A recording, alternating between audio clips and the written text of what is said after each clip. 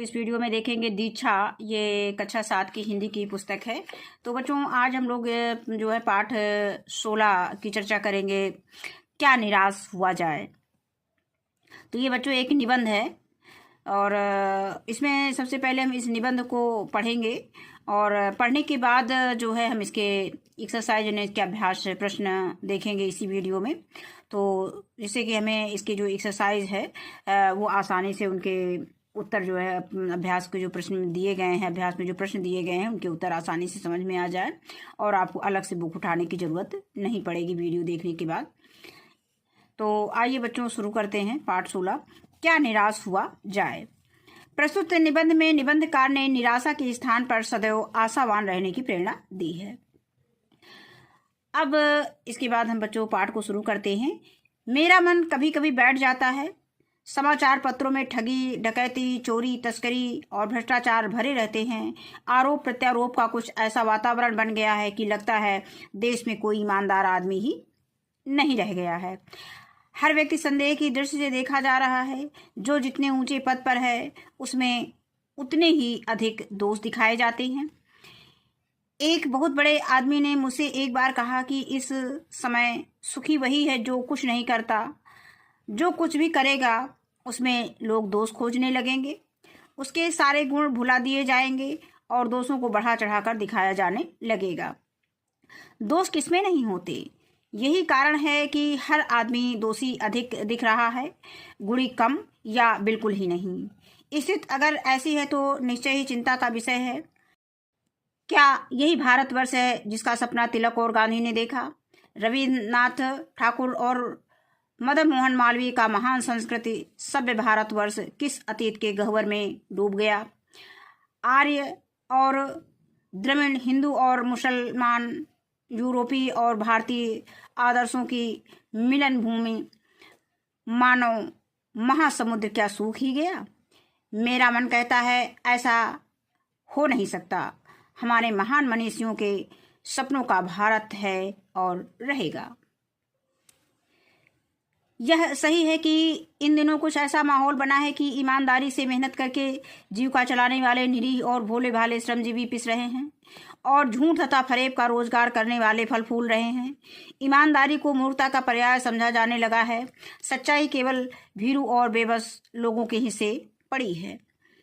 ऐसी स्थिति में जीवन के महान मूल्यों के बारे में लोगों की आस्था ही हिलने लगी है। परंतु ऊपर ऊपर जो कुछ दिखाई दे रहा है वह बहुत ही हाल की मनुष्य निर्मित नीतियों की त्रुटियों की देन है। सदा मनुष्य बुद्धि नई परिस्थितियों का सामना करने के लिए नए सामाजिक विधि निषेधों को बनाता है। उनके ठीक साबित न होने पर उन्हें बदलती है। नियम कानून सबके लिए बनाए जाते हैं पर सबके लिए कभी कभी एक ही नियम सुकर नहीं होते। सामाजिक कायदे कानून कभी युग युग से परिचित आदर्शों से टकराते हैं। इससे ऊपरी सतह आलोड़ित भी होती है। पहले भी हुआ है, आगे भी होगा। उसे देखकर हताश हो जाना ठीक नहीं है। भारतवर्ष ने कभी भी भौतिक वस्तुओं के संग्रह को बहुत अधिक महत्व नहीं दिया है। उसकी दृष्टि से मनुष्य के भीतर जो महान आंतरिक तत्व स्थिर भाव में बैठा हुआ है वही चरम और परम है। लोभ, मोह, काम, क्रोध आदि विकार मनुष्य में स्वाभाविक रूप से विद्यमान रहते हैं और उन्हें प्रधान शक्ति मान लेना और अपने मन तथा बुद्धि को उन्हीं के इशारे पर छोड़ देना बहुत निष्कृष्ट आचरण है। भारतवर्ष ने कभी भी उन्हें उचित नहीं माना। उन्हें सदा संयम के बंधन में बांध कर रखने का प्रयत्न किया है। परंतु भूख की उपेक्षा नहीं की जा सकती। बीमार के लिए दवा की उपेक्षा नहीं की जा सकती। गुमराह को ठीक रास्ते पर ले जाने के उपायों की उपेक्षा नहीं की जा सकती। हुआ ये है कि इस देश में कोटि कोटि दरिद्र जनों की हीन अवस्था को दूर करने के लिए ऐसे अनेक कायदे कानून बनाए गए हैं जो कृषि, उद्योग, वाणिज्य, शिक्षा और स्वास्थ्य की स्थिति उन्नत और सुचारू बनाने के लक्ष्य से प्रेरित हैं। परंतु जिन लोगों को इन कार्यों में लगना है उनका मन सब समय पवित्र नहीं होता। प्रायः वे ही लक्ष्य को भूल जाते हैं और अपनी ही सुख सुविधा की ओर ज़्यादा ध्यान देने लगते हैं। संशय सब समय आदर्शों द्वारा चालित नहीं होता। जितने बड़े पैमाने पर इन क्षेत्रों में मनुष्य की उन्नति के विधान बनाए गए, उतनी ही मात्रा में लोभ, मोह जैसे विकार भी विस्तृत होते गए।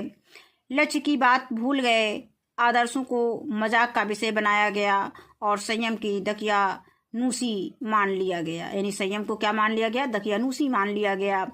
परिणाम जो होना था वो हो रहा है।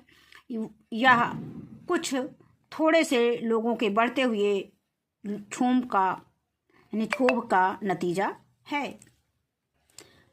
परंतु इसमें भारतवर्ष के पुराने आदर्श और भी अधिक स्पष्ट रूप से महान और उपयोगी दिखाई देने लगे हैं। भारतवर्ष सदा कानून को धर्म के रूप में देखता आ रहा है। आज एकाएक कानून और धर्म में अंतर कर दिया गया है। धर्म को धोखा नहीं दिया जा सकता, कानून को दिया जा सकता है। यही कारण है कि जो लोग धर्म भीरू हैं वे कानून की त्रुटियों से लाभ उठाने में संकोच नहीं करते। इस बात के पर्याप्त प्रमाण खोजे जा सकते हैं कि समाज के ऊपरी वर्ग में चाहे जो भी होता हो, भीतर भीतर भारतवर्ष अब भी यह अनुभव कर रहा है कि धर्म कानून से बड़ी चीज है। लेकिन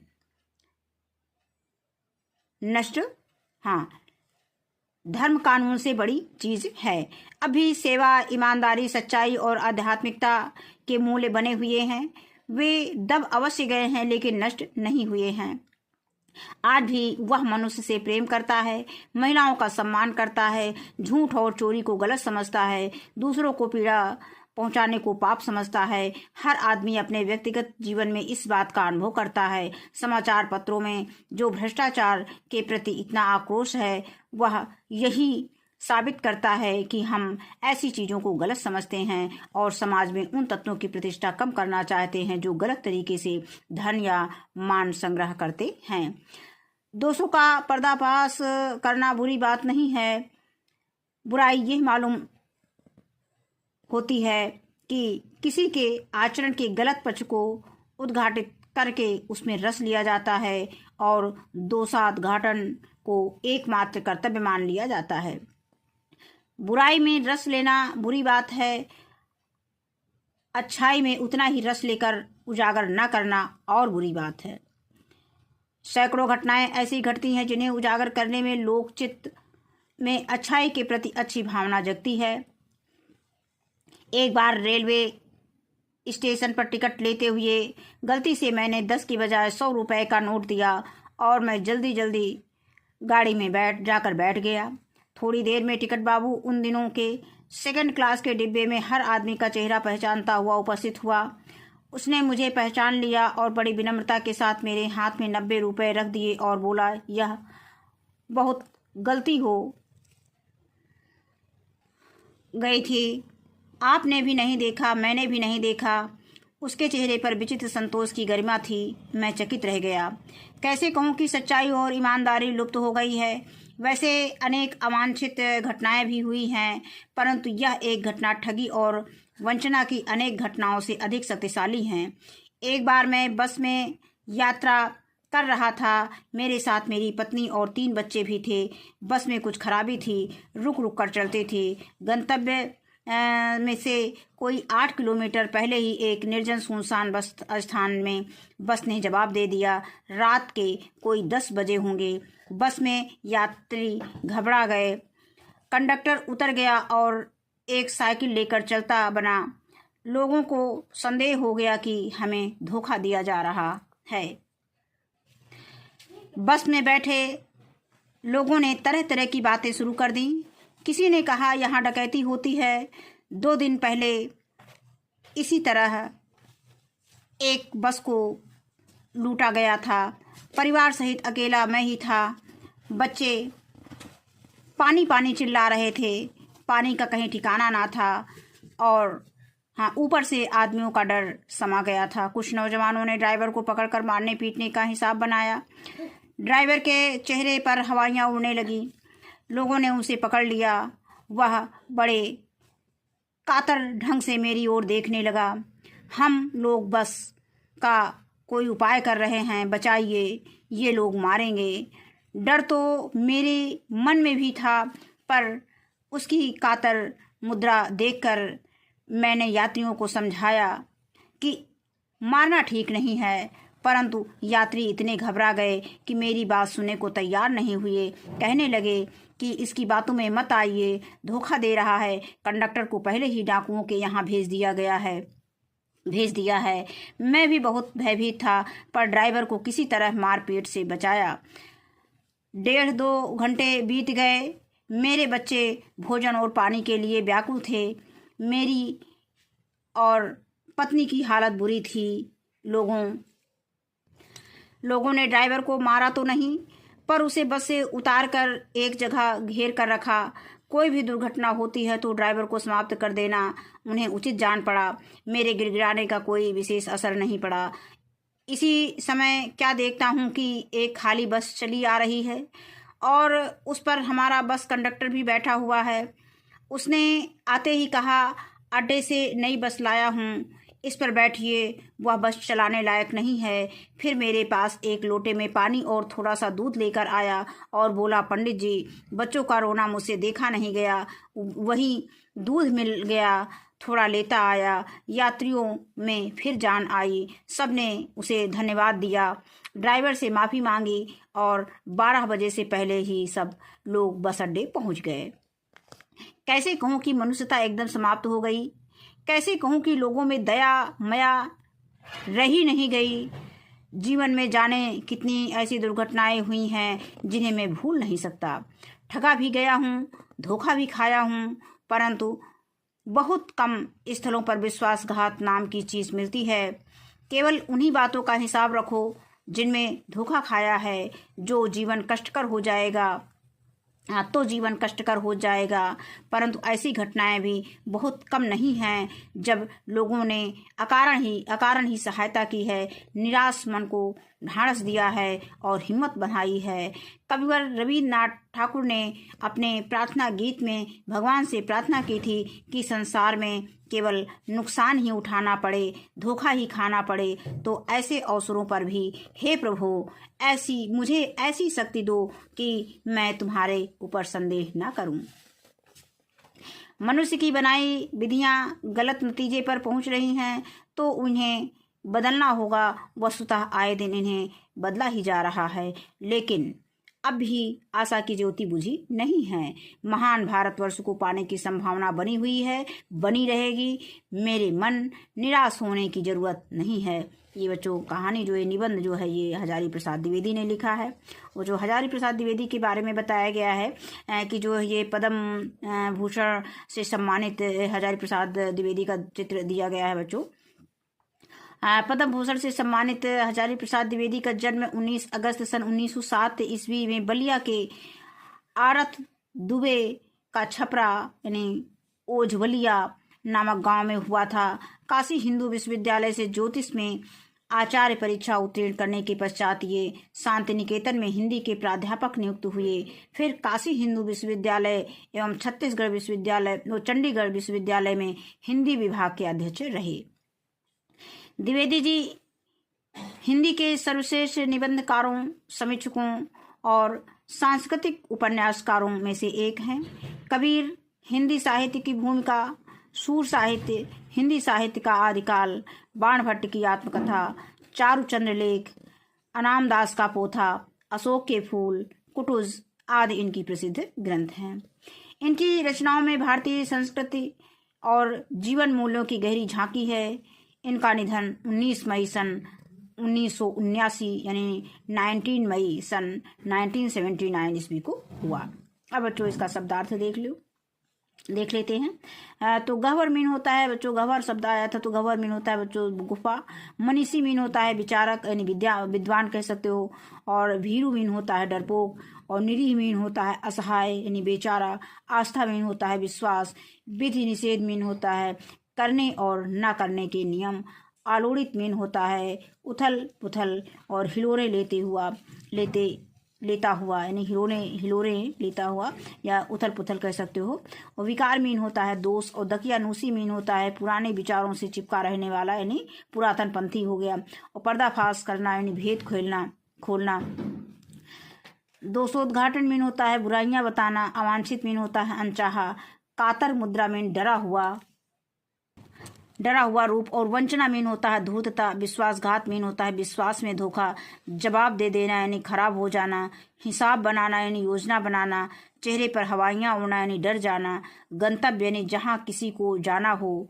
परीक्षित मीन होता है जांचा परखा। और निकृष्ट मीन होता है बुरा और या नीच, बुरा नीच कह सकते हैं। तो बच्चों अब इसके बाद हम लोग आगे इसके प्रश्न अभ्यास हल करेंगे। तो पहला प्रश्न देखते हैं कि कुछ करने को दिया गया है कि इस पाठ में लेखक ने 2 घटनाओं का जिक्र किया है। इन घटनाओं से क्रमशः टिकट बाबू और बस के कंडक्टर की ईमानदारी और कर्तव्य निष्ठा प्रकट होती है। तो बच्चों हम लोगों ने अभी पाठ में पढ़ा, तो उसमें टिकट बाबू ने क्या किया कि मतलब पैसे वापस कर दिए ईमानदारी से, और बस के कंडक्टर ईमानदारी से जो है बस लेकर आए, जबकि उसके प्रति लोगों की गलत धारणाएं बन चुकी थी। और तो इस तरह से ईमानदारी और कर्तव्य प्रकट होती है। तो इस तरह की घटनाएं हमारे समाज में प्रायः घटित होती रहती हैं। अपने साथ या आसपास में घटित होने वाली घटना के बारे में अपने मित्र को पत्र लिखिए। तो बच्चों अपने मित्र को, अगर कोई घटना आपके साथ है या आपके आसपास कोई घटना ऐसी घटी है, तो आप अपने मित्र को उसको पत्र के द्वारा उसको बता सकते हैं। अब इसके बाद आता है, ये बच्चों आपको स्वयं करना है। अब विचार और कल्पना क्या है कि हमारे आस पास या विद्यालय में घटी ऐसी घटना का उल्लेख कीजिए जिसमें किसी ने किसी की निस्वार्थ सहायता की हो। तो ये भी बच्चों आपके विद्यालय के आसपास बहुत सी ऐसी घटनाएं घटती रहती हैं, तो उसकी आप आपस में चर्चा कर सकते हैं। इसके बाद अगला प्रश्न आता है कि आप परिवार सहित कहीं जा रहे हैं। निर्जन और सुनसान मार्ग पर एकाएक बस खराब हो जाती है। कल्पना कीजिए कि आपके मन में किस तरह की शंकाएं जन्म लेगी और आप गंतव्य तक पहुंचने के लिए क्या क्या उपाय करेंगे। तो बच्चों इसको भी आपको अपने मन से करना है। आपके मन में कौन से विचार आते हैं, अगर ऐसा कोई आपके साथ घटना घटित होती है तो आप उनको अपने क्लास में शेयर कर सकते हैं, अपने दोस्तों से शेयर कर सकते हैं। इसके बाद हम आते हैं पाठ से। क्या कारण है कि आजकल हर व्यक्ति संदेह की दृष्टि से देखा जा रहा है। तो इसको हमें पाठ में जो भी कहानी दी गई है उसी के अकॉर्डिंग हमको इसके आंसर लिखने हैं। तो आइए हम इसका देखते हैं, इसका उत्तर कैसे लिखेंगे। तो बच्चों इसका हम उत्तर लिख सकते हैं कि इसका कारण ये है कि आजकल दोषी लोगों की संख्या अधिक और निर्दोषी लोगों की संख्या कम है, जिसके कारण लोगों के गुणों पर कम ध्यान दिया जाता है और दोषों को बढ़ा चढ़ाकर दिखाया जाता है। इसके बाद बच्चों दूसरा प्रश्न है कि जीवन के महान मूल्यों के बारे में लोगों की आस्थाएं क्यों हिलने लगी हैं। तो इसका उत्तर हम इसी टेक्स्ट बुक से देख लेते हैं। तो बच्चों हम इसका उत्तर यहाँ से लिखेंगे, यहाँ हम उत्तर डाल देंगे और यहाँ पे लिखेंगे कि आजकल समाचार पत्रों में ठगी, डकैती, चोरी, तस्करी और भ्रष्टाचार भरे रहते हैं। इसके बाद हम आगे लिखेंगे, आरोप प्रत्यारोप का कुछ ऐसा वातावरण बन गया है कि लगता है देश में कोई ईमानदार आदमी ही नहीं रह गया है। हर व्यक्ति संदेह की दृष्टि से देखा जा रहा है। जो जितने ही ऊंचे पद पर है उसमें उतने ही अधिक दोष दिखाए जाते हैं। इसके बाद बच्चों हम यहाँ से लिखेंगे कि इन दिनों कुछ ऐसा माहौल बना है कि ईमानदारी से मेहनत करके जीविका चलाने वाले निरीह और भोले भाले श्रमजीवी पिस रहे हैं और झूठ तथा फरेब का रोजगार करने वाले फल फूल रहे हैं। ईमानदारी को मूर्खता का पर्याय समझा जाने लगा है। सच्चाई केवल भीरू और बेबस लोगों के हिस्से पड़ी है। ऐसी स्थिति में जीवन के महान मूल्यों के बारे में लोगों की आस्था हिलने लगी है। बस यहाँ तक हम बच्चों इसका उत्तर लिख देंगे। अगला प्रश्न है बच्चों, प्रश्न संख्या 3 है कि किन घटनाओं के आधार पर लेखक को लगा कि मनुष्यता अभी समाप्त नहीं हुई है। तो बच्चों इसको हम लिखेंगे, इसमें उत्तर लिखेंगे कि टिकट बाबू की ईमानदारी और बस कंडक्टर की कर्तव्य परायणता की घटनाओं के आधार पर लेखक को लगा कि मनुष्यता अभी समाप्त नहीं हुई है। इसके बाद बच्चों चौथा प्रश्न है कि बुराई में रस लेना बुरी बात है, अच्छाई में उतना ही रस लेकर उजागर न करना और भी बुरी बात है, क्यों। में लिखेंगे कि लेखक कहता है कि लोग एक दूसरे की बुराई को बड़ा रस लेकर प्रकाशित करते हैं, जो बहुत बुरी बात है, लेकिन दूसरों की अच्छाई को उतना ही रस लेकर प्रकट करने में संकोच करना तो और भी बुरी बात है। हमारे आसपास सैकड़ों घटनाएं ऐसी घटित होती हैं, या हम कह सकते हैं कि हमारे आसपास ऐसी घटनाएं ऐसी मतलब हमारे आसपास सैकड़ों घटनाएं ऐसी घटती हैं जिन्हें उजागर अर्थात प्रकट किया जाए तो लोगों के दिल में अच्छाई के प्रति अच्छी भावना जाग सकती है। इसीलिए अच्छाई प्रकट करने में कभी पीछे नहीं रहना चाहिए। इसके बाद अगला प्रश्न संख्या 5 है कि निम्नलिखित पंक्तियों का आशय स्पष्ट कीजिए। तो कहा दिया गया है कि ईमानदारी को मूर्खता का पर्याय समझा जाने लगा है, सच्चाई केवल भीरू और बेबस लोगों के हिस्से पड़ी है। तो इस पंक्ति का आशय में लिखेंगे कि वर्तमान समय में धन का महत्व इतना बढ़ गया है, बेईमानी से कमाए गए धन से धनवान लोग भी सम्मान की नजरों से देखे जाते हैं। समाज में उनकी खूब प्रतिष्ठा है।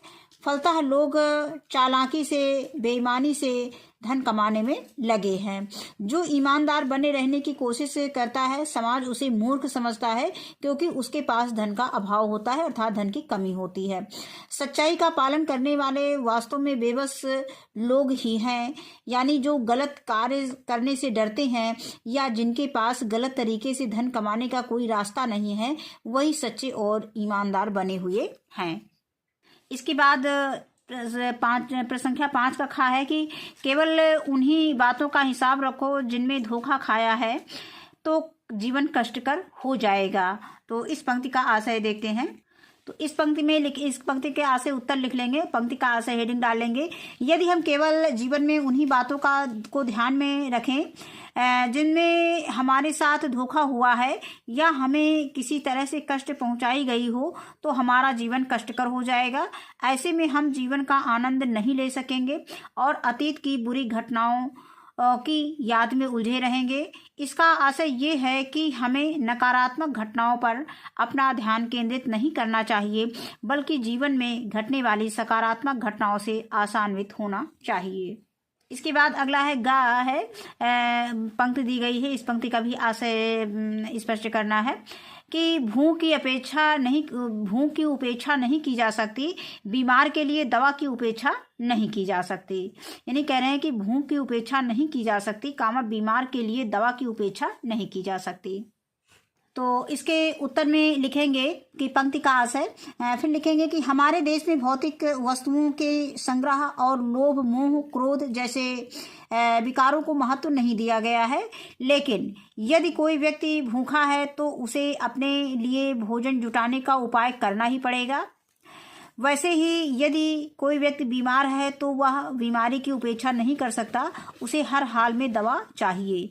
ठीक इसी प्रकार यदि समाज या देश में कोई व्यक्ति गलत काम करने लगा तो उसे सजा देनी ही पड़ेगी, अन्यथा वह दूसरों को दुखी करता रहेगा। अगला है घा कि महान भारतवर्ष के पाने की संभावना बनी हुई है, बनी रहेगी। इस पंक्ति का क्या आशय है? तो इस पंक्ति का आशय में हम लिखेंगे कि लेखक का कथन हमें यह संदेश देता है कि केवल कुछ बुराइयों को देखकर निराश नहीं हो जाना चाहिए। इस देश में ईमानदार, कर्तव्यपरायण और अच्छे लोगों की कमी नहीं है। हमारा देश बुराइयों पर अवश्य विजय प्राप्त करेगा, इसीलिए महान भारतवर्ष को पाने की पूरी संभावना है। अब इसके बाद भाषा की बात आई है, तो इसमें दिया गया है कि आंधी आई और पानी बरसा। यहाँ दो वाक्य में आंधी आई, पानी बरसा को और शब्द जोड़ता है, यानी आंधी आई और पानी बरसा। यहाँ पे दो शब्द दिए गए हैं, यानी आंधी आई और पानी बरसा। इन दोनों शब्दों को कौन जोड़ता है? और शब्द जोड़ता है। इसी प्रकार यह दो पदों को भी जोड़ता है। जैसे 2 और 2 4 होते हैं, इस प्रकार ऐसा पद जो एक वाक्य या पद का संबंध दूसरी वाक्य या पद से जोड़ता है वो समुच्चय बोधक अव्यय कहलाता है। तो नीचे कुछ अव्यय शब्द दिए गए हैं, उनका प्रयोग करते हुए एक एक वाक्य हमें बनाना है। इसमें कौन कौन से शब्द दिए गए हैं अव्यय शब्द? वो है क्योंकि, किंतु, परंतु, अथवा, इसलिए, चूंकि तथा अतः। तो इनके वाक्य हम देख लेते हैं कैसे हमें बनाना है। तो बच्चों यहाँ पे हमने उदाहरण के लिए दे दिया है, लेकिन आप अपने शब्दों में इसका वाक्य बना सकते हैं। जैसे क्योंकि मैं स्कूल नहीं जाना चाहता क्योंकि मेरा काम पूरा नहीं है। किंतु वह बाजार गया किंतु सामान नहीं लाया। परंतु हम अपने मित्र के घर गए परंतु मित्र घर पर नहीं था। इसके बाद अथवा तुम हिंदी अथवा अंग्रेजी में कोई एक भाषा चुन लो। इसके बाद आता है इसलिए जल ही जीवन है इसलिए हमें जल का दुरुपयोग नहीं करना चाहिए। चूंकि वह बीमार था इसलिए वह स्कूल नहीं आ सका। और तथा राम तथा श्याम दो भाई हैं। अतः आज बहुत गर्मी है अतः मुझे प्यास लग रही है। इसके बाद अगला प्रश्न दिया गया है, प्रश्न संख्या 2 इसमें दिया गया है कि ईमानदार तथा मूर्ख शब्द गुणवाचक विशेषण है। यानी ईमानदार और मूर्ख क्या है? किसी व्यक्ति के गुण बताते हैं। तो ये कौन से विशेषण है? ये गुणवाचक विशेषण है। इनमें क्रमशः बड़ी ई तथा ता यानी का प्रत्यय लगाकर भाववाचक संज्ञा तथा ईमानदारी और मूर्खता बनाया जा गया है। जैसे ईमानदार से अगर हम इसमें ई लगा दें तो ईमानदारी कर दें तो ये हमारा क्या हो जाएगा? भाववाचक संज्ञा हो जाएगा। यानी गुणवाचक संज्ञा को भाववाचक संज्ञा में बदला गया है। तथा उसी तरह से हम मूर्ख शब्द में ता लगा दें तो मूर्खता हो जाएगा, ये भी भाववाचक संज्ञा बनाया गया है। तो नीचे दिए गए लिखे गए विशेषण शब्दों से भाववाचक संज्ञा बनाना है। तो यहाँ विशेषण शब्द कौन कौन से? निर्भीक, जिम्मेदार, कायर, अच्छा, लघु, बुरा, ये सारे विशेषण शब्द दिए गए हैं। इनसे हमें क्या बनाना है? भाववाचक संज्ञा बनाना है। तो आइए बच्चों इसको हम कैसे लिखेंगे अपनी कॉपी में? तो उत्तर लिखेंगे, शब्द लिखेंगे एक तरफ और एक तरफ इधर अव्यय शब्द भी लिख सकते हैं या शब्द लिख सकते हैं, इधर भाववाचक संज्ञा लिखेंगे। तो निर्भीक का में ता लगा देंगे, निर्भीकता, तो ये भाववाचक संज्ञा बन जाएगा। जिम्मेदार में ई लगा देंगे, ई बड़ी ई, तो इसमें जिम्मेदारी हो जाएगा, ये भी हमारा भाववाचक संज्ञा हो गया। कायर में ता लगा देंगे तो कायरता हो जाएगा, भाववाचक संज्ञा बन जाएगा। अच्छा में बड़ी ई लगा देंगे, अच्छाई हो जाएगा, जोड़ देंगे तो अच्छाई हो जाएगा। तो यहाँ पे ये भी भाववाचक संज्ञा। लघु का लघुता हो जाएगी, इसमें ता लगा करके भाववाचक संज्ञा बना देंगे। बुरा का इसमें धन मतलब ई जोड़ देंगे तो बुराई हो जाएगा, ये भी भाववाचक संज्ञा हो गया। तो इस तरह से हम अव्यय शब्दों से भाववाचक संज्ञा बना सकते हैं। अब इसमें अगला प्रश्न दिया गया है कि इस पाठ में सरल, मिश्रित और संयुक्त तीनों प्रकार के वाक्य आए हैं। यानी जो पाठ में कहानी दी गई है तो इसमें सरल वाक्य भी हैं, मिश्रित वाक्य भी हैं और संयुक्त वाक्य, तीनों वाक्य दिए गए हैं। वाक्य कितने प्रकार के होते हैं? वाक्य 3 प्रकार के होते हैं। एक सरल वाक्य होता है, मिश्रित वाक्य होता है और संयुक्त वाक्य होता है। जो तीनों वाक्य जो इस पाठ में दिए गए हैं, तो नीचे दिए गए वाक्यों को पढ़िए और बताइए कि वे किस प्रकार के वाक्य हैं। तो ये कहानी से ही कुछ वाक्य लिए गए हैं। तो जैसे एक इसमें वाक्य आया है का कि उसके सारे गुण भुला दिए जाएंगे और दोषों को बढ़ा चढ़ाकर दिखाया जाने लगेगा। तो इसमें ये कौन सा वाक्य है? ये संयुक्त वाक्य है। तो यहाँ पे हम लिख देंगे संयुक्त वाक्य उत्तर में। अब इसके बाद खा दिया गया है कि एक बार मैं बस में यात्रा कर रहा था, तो ये हमारा सरल वाक्य है। और इसके बाद गा आता है कि इस समय सुखी वही है जो कुछ नहीं करता, ये मिश्रित वाक्य है। इसके बाद घा है कि यह सही है कि इन दिनों कुछ ऐसा माहौल बना है कि ईमानदारी से मेहनत करके जीविका चलाने वाले निरीह और भोले भाले श्रमजीवी पिस रहे हैं और झूठ तथा फरेब का रोजगार करने वाले फल फूल रहे हैं। तो यहाँ पर ये कौन सा वाक्य है? ये मिश्रित वाक्य है। तो इस तरह से बच्चों ये पाठ हमारा। इसके बाद और एक कुछ चीज़ें हमें जानने के लिए इसमें दी गई हैं। जैसे इसमें कहा गया है कि साहित्य अकादमी पुरस्कार क्या होता है, तो इसके बारे में बताया गया है। साहित्य अकादमी पुरस्कार जो है कितनी भाषाओं को दिया जाता है और इसकी स्थापना कब हुई है उसके विषय में बताया गया है। तो साहित्य अकादमी द्वारा अंग्रेजी सहित 24 भाषाओं में गत 5 वर्षों से प्रकाशित उत्कृष्ट रचनाओं पर दिया जाता है। यानी कितनी भाषाओं जो है अंग्रेजी को जोड़ करके 24 भाषाओं में 5 वर्षों में प्रकाशित जो उत्कृष्ट रचनाएं हैं उन पर ये जो है साहित्य अकादमी पुरस्कार दिया गया है। इसकी स्थापना कब हुई थी? तो 1954 ईस्वी में इसकी स्थापना हुई थी। बच्चों ये भी आपको याद रखना है। अब इसके बाद हमारा ये पाठ यहीं पे समाप्त होता है। इस वीडियो में बस इतना ही। वीडियो देखने के लिए बहुत बहुत धन्यवाद।